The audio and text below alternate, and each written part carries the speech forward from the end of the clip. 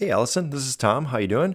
I thought I'd just put together a quick overview of the layers that I used in my After Effects production here, just to get your feedback, if possible, on the way I've done this. This is the first time I've ever used After Effects, except for that one in-class demo, and also the first time I've used Audition. So probably a lot of amateur mistakes in here, but hopefully it turned out okay. I'm not too unpleased with the result. So here's what we have. You've seen the video already, or the logo, I should say. We've got the ocean on the top. We have rays of light coming in. We have a seafloor. Then we have this logo that's coming down, and then finally everything fading out to black at the end. So the way I did this, the main constraint, and I think this is a creative constraint that I imposed on myself, was this track, in particular part of a track called Reckoner. This is a song by Radiohead. It's off an album called In Rainbows, and in particular, this is one of the key parts of the song in which the singer, Tom York, is singing, because we separate like ripples on a blank shore in rainbows, because we separate. And it's just about a lot of different things, and I think it's a really cool song.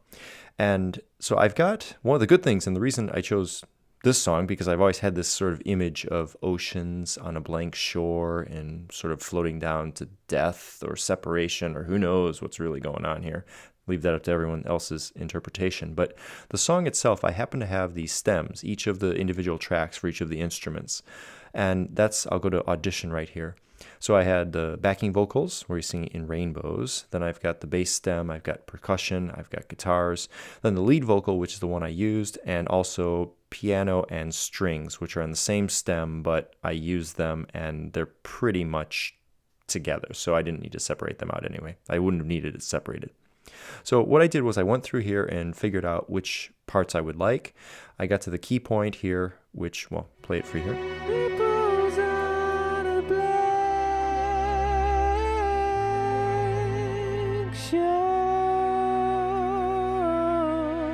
So it's because we separate like, and then we come in with ripples on a blank shore. I wanted to have that because we separate, but it's just way too long with that. It's a logo, so I can't go that far, and I've already gone long enough with this. One of the issues I had was fading in, because I hit this like ripples really harsh, actually, because there's a falsetto, first of all, and it's just hitting the reader, or the listener, the watcher, whoever it is, pretty hard. So I worked a lot with the different fades on it, and the one that worked, I think, best for me was, it's sort of this, I guess it's a cosine, but with like a lot of different, and I don't want to mess it up here, but where are my settings? Yeah, it's a cosine value. I just tweaked this a lot and got what I liked. Also, another thing, I had starting it right there, but I put in a little bit of the piano and strings, well, that's strings right here, before that, so that it sort of gave it a little room to breathe. More time for the logo it took, but I thought it was important to give that a little breathing room. The other one I could have done, well, there's some backing vocals, but that confuses the issue, and the guitar, we didn't really need that. So that was basically it. The fade out at the end here, I did like this piano. Okay, we've got these 4 chords in which I hit the beat for the logos as they now disappear and fade out. I really wish I could have had this chord longer here, just fading out, but I didn't, because that's just not the way it's recorded, because the rest of the song is going on here and they really start to rock from here. But that's what I had, so I ended up with a linear fade out here. That's just what appeared best to my ears. That came at like a total of like 22-ish, 21.61 seconds. So that's really long for a logo, but it's kind of dark and happy in a very nice way. So I was okay with that. Now, here's what I did to make that happen in After Effects. So that's the song. It's playing along up here. Naturally, just imported that. Let's first talk about perhaps, actually, I should turn off all these different layers. Let's turn them all off.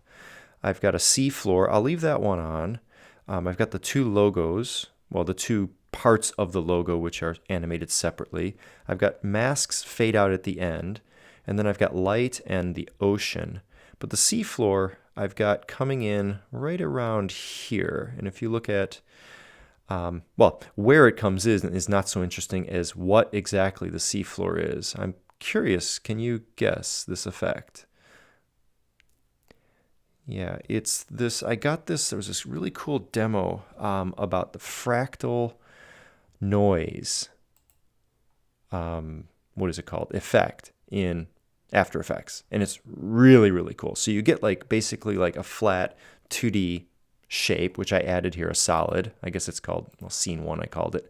I add that. It's pretty large, much larger than the actual thing itself, and then I pull that down and I warp it in whatever, is that Z or is that X direction? I'm not sure what it is, but I think I warp it so that only basically the top half is right there. And then I applied a mask to, where is it? Right here.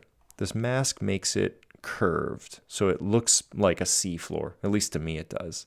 And then I feather around the edge here to make it look like it's disappearing into the distance. So that was a mask. The effect is Fractal Noise plus another effect here, which is a vector blur, which really makes these sort of like, what are they called? The caustics, like the light underwater effect of where like light and waves come together and become bright or very dark. And that's just one of the tools for doing this. I will give a link to the tutorial I got that was showing how to basically demo or come up with this sort of effect to show that thing that I was trying to show. Okay, so there's different settings in there. Of course, there's transformations when things become opaque or not, but basically I brought it in here. Now, the reason I brought it in here is because I didn't want it to be visible from the very start, because I want to give this illusion of depth.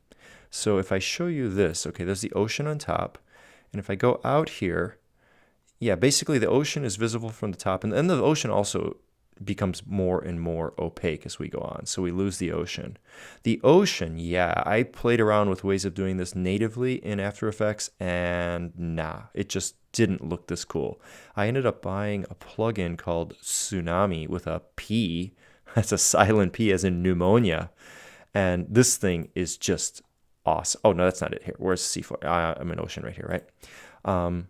Yeah, the effects right here, Tsunami. And there's just, there's so many different settings in here you can play with forever. And finally, basically, I got the sort of wave height and waveness that matched the music to my ear. Okay, nothing mathematical about that, just the sort of feeling of the beat and everything I got.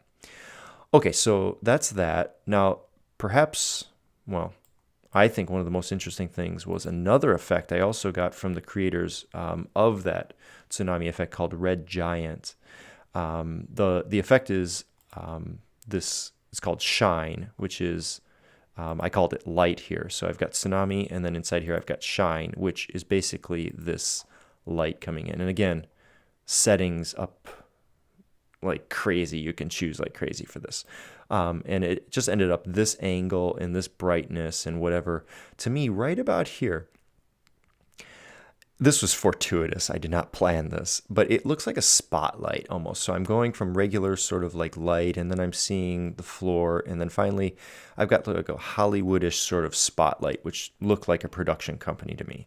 And especially when you get the logos on here, there they are. Like right there, that looked like a spotlight. And I thought that was really cool. And I did not plan that, but I was happy that it happened. I don't know if other people will get the impression or not. Okay, so that was basically the ocean, light, and sea floor are done that way. There's different fades in and fades out for opacity with different keyframes. So thank you for teaching us that. That was really handy. I've got a mask, a fade-in mask here, which is right in the beginning because things were quite harsh without that. So if I play it with music off, it just gives me a little tiny bit, not much, but it does soften it. And I want more, but I can't have more because I'm already at a ridiculous like time for a logo. So that's the fade in mask. I've got some fade out masks. I've got two of them. The regular one starts to come in after I hit right here. I let the mask, actually this is just a natural brightening. A different mask is fading. And then finally coming in right around here we get, excuse me. Oh, I don't have it on. Duh. Excuse me. I was wondering about that. Okay, there we go. Right here. Then the whole mask comes in and fades that out. And then basically the video's over here, but I wanted to have a little bit more time, just a few, it's not even a second, right? It's like half a second of just a little pause right there where the video ends, but it doesn't abruptly end because I don't like it when it abruptly ends. Okay, but more time, so that's a trade-off, one I was willing to make. Anything else I need to talk about? Oh yeah, oh, this was crazy.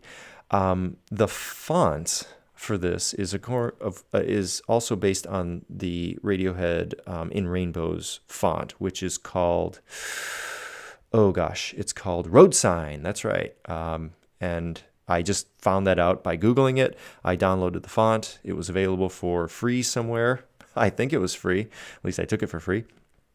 And I just did that. And the punctuation is similar to the album, but I like the rec, like recording, and I also like the production no pro. And I just said no pro, which is Japanese, the pro in productions. And then just this gratuitous space just to be cool and edgy and I don't know what it is. Is it emo? It's not emo. It's an emo space. Okay.